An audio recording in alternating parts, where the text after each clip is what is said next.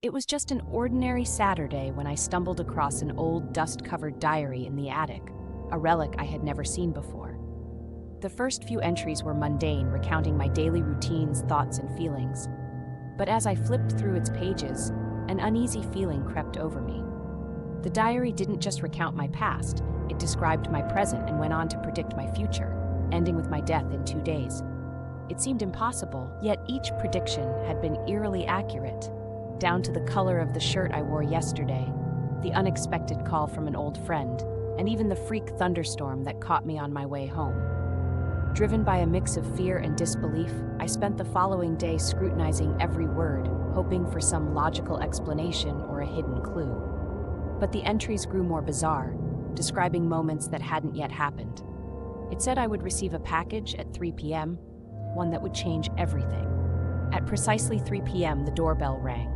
My heart pounded as I opened the door to find a small, unmarked box. Inside was a peculiar, ornate key and a note that simply read, "For the truth you seek." The final day unfolded with terrifying precision, each event aligning with the diary's pages.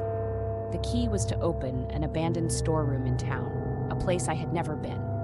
Compelled by an unseen force, I followed the diary's instructions and found myself standing before a rusted, forgotten door.